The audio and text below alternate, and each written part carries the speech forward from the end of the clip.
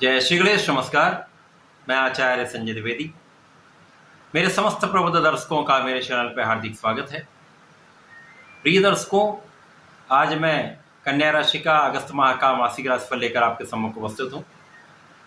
कन्या राशि के लिए इस माह का किस प्रकार का प्रभाव को प्राप्त होने वाला है, किन किन भावों की प्रबलता प्राप्त होगी, इस माह में आप कितना लाभ ले पाएंगे, स्वास्थ्य का आपका कैसा रहेगा, इस माह में कर्म क्षेत्र कितना प्रबल रहने वाला है, इस माह में ज्ञान का भाव कैसा रहेगा, शिक्षा में कितनी सफलता मिलेगी, संतान तथा वैवाहिक पक्ष किस प्रकार का रहने वाला है, इस माह में आप कितने धन का लाभ लेने वाले हैं तथा भाग्य का कितना साथ मिलेगा। यदि कहीं पर कोई समस्या आ रही है तो उसका क्या निराकरण है, संपूर्ण विश्लेषण मैं पूर्ण तरीके के साथ करने जा रहा हूं। प्रिय दर्शकों, इस राशिफल को आप अपने लग्न राशि तथा चंद्र राशि दोनों के अनुसार देख सकते हैं। कन्या राशि के लिए यदि हम स्थितियों का अवलोकन करें तो 1 अगस्त को आपके लग्न में ही केतु होंगे। आपके षष्ठम भाव में शनिदेव का गोचर चल रहा है, जो कि वक्री अवस्था में आ चुके हैं। आपके सप्तम भाव में राहु हैं। आपके नवम भाव में गुरुदेव बृहस्पति तथा मंगल का गोचर चल रहा है। इसी प्रकार से आपके लिए प्रारंभिक समय में दसम भाव में चंद्रमा होंगे, एकादश भाव में सूर्यदेव का गोचर चल रहा होगा तथा द्वादश भाव में शुक्राचार्य तथा बुध का द्वितीय प्रभाव चल रहा होगा। इस माह में 5 अगस्त को बुध अपनी स्थिति का परिवर्तन करेंगे, वक्री अवस्था में आएंगे, अर्थात इनका गमन कर्क राशि की ओर हो जाएगा। परंतु ये राशि परिवर्तन 22 अगस्त को करेंगे। 16 अगस्त को सूर्यदेव का राशि परिवर्तन आपके एकादश भाव से द्वादश भाव में होगा। 25 अगस्त को शुक्राचार्य राशि परिवर्तन करके लग्न में प्रवेश कर जाएंगे तथा यहाँ पर 26 अगस्त को मंगल का राशि परिवर्तन आपके नवम भाव से दसम भाव कार्य क्षेत्र में हो जाएगा। प्रारंभिक समय से ही केतु तथा राहु का लग्न तथा आपके सप्तम भाव में होना कहीं न कहीं आपके स्वास्थ्य को निर्बल करता है, तनाव देता है। आपके स्वास्थ्य में, आपके मानसिक स्वास्थ्य में, आपके फाइनेंशियली कंडीशन में कहीं न कहीं राहु का प्रभाव अवरोध उत्पन्न करता है। आपको दिशा भ्रमित करने का कार्य करता है, क्योंकि अकेला राहु आपके सप्तम भाव में होकर सीधी दृष्टि का प्रभाव लग्न पर है।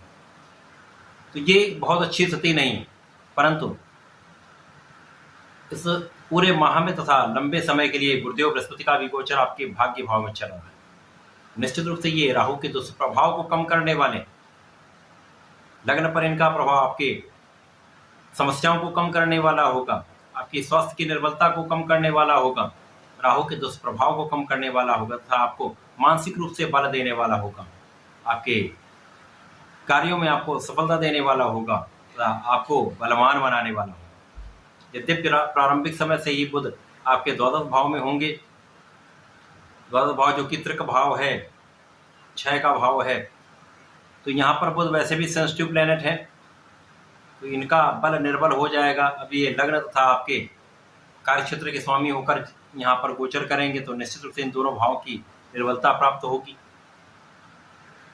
इस समय में आपको अपने स्वास्थ्य का ध्यान रखना चाहिए, अनावश्यक तनाव से बचना चाहिए तथा इस समय कार्यक्षेत्र में अपने कार्य को आपको पूर्ण निष्ठा के साथ संपन्न करना चाहिए, पूर्ण परिश्रम करना चाहिए।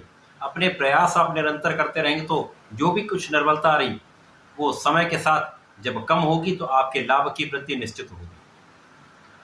अब यहाँ पर आपके लिए भाग्य और धन के स्वामी शुक्राचार्य भी द्वादश भाव में है।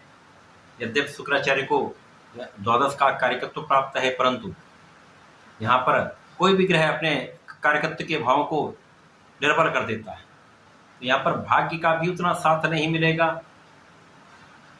भाग्य के कारण कहीं न कहीं कुछ ना कुछ अवरोध आ जाते हैं, जो आप कार्य करने जा रहे हैं वो विलंबित हो जाते हैं, समय पर नहीं हो पाते हैं, जिसके कारण भी तनाव की संभावना बढ़ जाती है। जब लग्न के स्वामी कार्यक्षेत्र के स्वामी आपके द्वादश भाव में होंगे तो कार्यक्षेत्र में कहीं न कहीं डिस्टर्बेंस होगा, स्वास्थ्य भी उतना अच्छा नहीं होता है, तो आप उतना परिश्रम नहीं कर पाते, भाग्य का भी साथ नहीं मिल रहा तो आप उतना लाभ नहीं ले पाते। तो धन की मात्रा उतनी आपको प्राप्त नहीं हो पाएगी जितनी आपकी योग्यता है, जितनी आपकी क्षमता है, जितना आप अर्जित कर सकते हैं। परिवार के मध्य में भी कहीं ना कहीं एक सामंजस्य की कमी का योग दिखता है। पारिवारिक संपत्ति में भी लिटिगेशन की स्थिति दिखती है। कहीं ना कहीं कोई कानूनी समस्या यहाँ पर आ सकती है। वाणी को संयमित रखें, क्रोध को संयमित रखें, तो ये समय जब पार होगा तो आपको लाभ अवश्य दे। अब यहाँ पर गुरुदेव बृहस्पति का प्रभाव लग्न को भी बलवान कर रहा है, आपके परिश्रम को भी बढ़ाने वाला है, लोगों का सहयोग दिलाने वाला है, साथ ही साथ आपके ज्ञान को प्रबल करने वाला। अब ज्ञान के स्वामी शनिदेव हैं जो षष्ठम भाव में है, वर्तमान समय वक्री हो चुके हैं, अर्थात पंचम भाव को बल मिल रहा है। षष्ठम को भी बल प्राप्त है, परंतु पंचम को विशेष रूप से यहाँ पर एक विशेष बल प्राप्त हो रहा है, जिसके कारण ज्ञान का भाव अत्यंत श्रेष्ठ होने वाला है। शिक्षा में बहुत अच्छा आप करने वाले हैं। ज्ञान और शिक्षा के भाव की प्रबलता से आप लाभ लेने वाले हैं। तथा जो विद्यार्थीगण हैं उनके लिए अच्छा समय, यदि आप अपना संपूर्ण प्रयास करते हैं तो सफलता निश्चित रूप से मिलेगी। प्रतियोगिता परीक्षा में भी आपको सतत प्रयास से, निरंतर प्रयास से सफलता अवश्य मिलेगी। संतान पक्ष बलवान होगा, संतान से आपको सुख भी मिलेगा, संतान प्राप्ति का भी योग बनता है। इसी प्रकार से इस समय में जो आपके शत्रु हैं, शत्रुओं पर विजय होगी। यदा कदा पीठ पीछे शत्रु बनेंगे, आलोचना करने वाले लोग होंगे, अनावश्यक विवाद करने वाले लोग होंगे, परंतु उन पर आपकी विजय अवश्य होगी। यहाँ पर आपकी संपूर्ण सुरक्षा हो रही है, आयु की भी रक्षा हो रही है, आपके विशेष ज्ञान में वृद्धि हो रही है। यदि इस समय में आप विशेष ज्ञान प्राप्त करना चाहते हैं, उच्च शिक्षा प्राप्त करना चाहते हैं, रिसर्च कार्य करना चाहते हैं, तो ये एक अच्छा समय है जब आप अपने इन रुचि के विषयों में सफलता प्राप्ति कर सकते हैं। इस समय आपको पूर्ण निष्ठा के साथ अपना कार्य करना चाहिए, न्याय संगत कार्य करना चाहिए, तो समस्या बड़ी नहीं आएगी। मंगल जो कि आपके लिए आपके अष्टम के स्वामी होकर भाग्य भाव में है, इसी प्रकार से आपके पराक्रमेश है, तो ये एक अच्छी स्थिति है। बहुत कुछ मानसिक तनाव और कष्ट होने के बाद भी आपका शारीरिक स्वास्थ्य पहले की अपेक्षा बहुत अच्छा रहने वाला है। आपका मानसिक बल श्रेष्ठ रहने वाला है, आपके अंदर ऊर्जा का प्रवाह अच्छा रहने वाला है। आप अपने परिश्रम को करते रहेंगे, सतत प्रयास करते रहेंगे, ये आपके लिए अत्यंत श्रेष्ठ योग बन रहा है।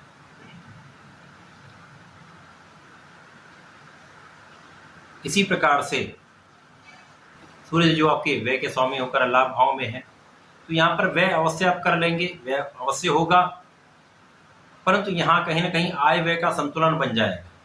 धन उतना नहीं आएगा, परंतु आप उसको मैनेज कर लेंगे। यहाँ पर जो लोग सरकारी नौकरी के प्रयास में लगे हुए हैं, नौकरी का प्रयास कर रहे हैं, उनके इस प्रयास में सफलता अवश्य मिलेगी।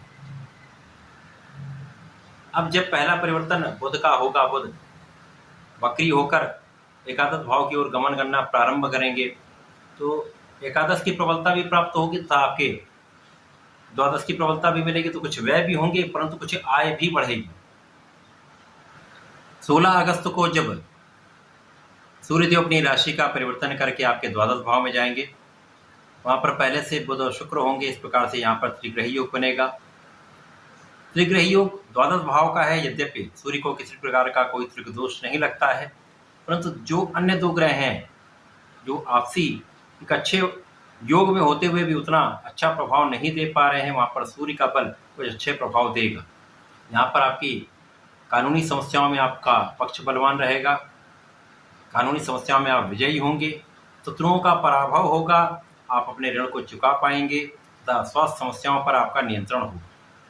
परंतु यहाँ पर आपको अपने भोग विलास पर, एडिक्शन पर नियंत्रण रखना होगा। ये त्रिग्रही योग कहीं न कहीं से आपके लिए धन का एक मार्ग प्रशस्त कर देगा, जिसके कारण आप अपने ऋण को चुकाने में समर्थ हो पाएंगे।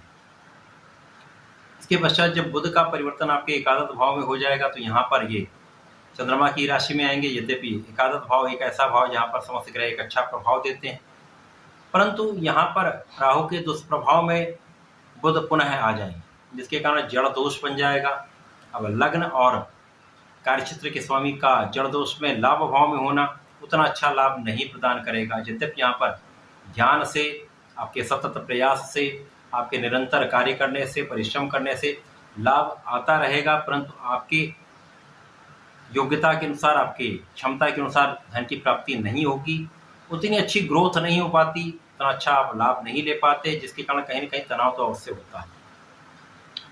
व्यापारिक स्तर यहाँ पर कहीं न कहीं ब्लॉक हो जाता है, जैसे कि धन का कहीं इन्वेस्टमेंट किया है, वहाँ पर वो ब्लॉक हो जाता है, अथवा किसी से धन का लेन-देन कर रहे हैं, वहाँ पर ब्लॉकेज हो जाता है।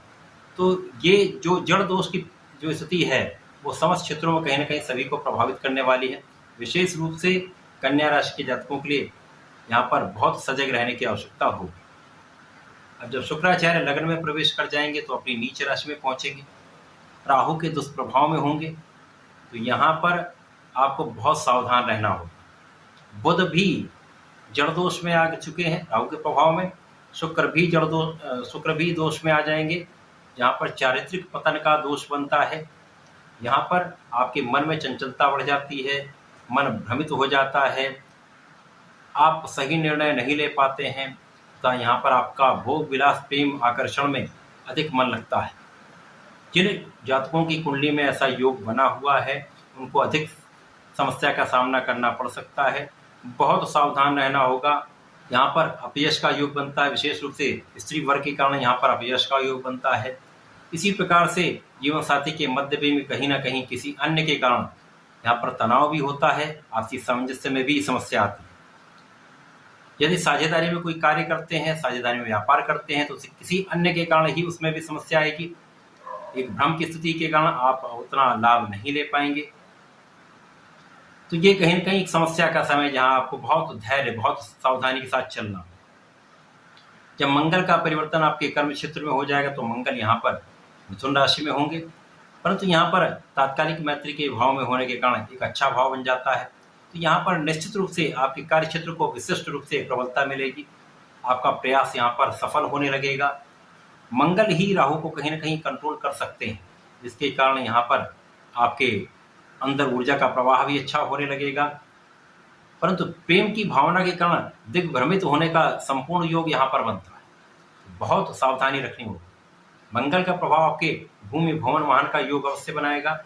यहाँ पर राहु का प्रभाव शुक्र पर अचानक धन लाभ अवश्य करा सकता है, धन का विशेष लाभ करा सकता है, अचानक धन प्राप्ति करा सकता है, परंतु भोग विलास के कारण, एडिक्शन के कारण समस्या भी आ सकती है। अब यहाँ पर भूमि भवन वाहन का योग बनेगा, सोच विचार कर निर्णय लीजिए। तो ये पूरा माह प्रारंभिक समय बहुत अच्छा फल देने वाला है, इसके पश्चात कहीं न कहीं समस्याएं और कठिन समय आ सकता है। यहाँ पर बहुत सजग, बहुत सावधान आपको रहना। कन्या राशि के जातकों को नियमित रूप से भगवान श्री गणपति की शरण में रहकर ओम गंग गणपतये नमः का नित्य कम से कम एक माला का जप करना चाहिए।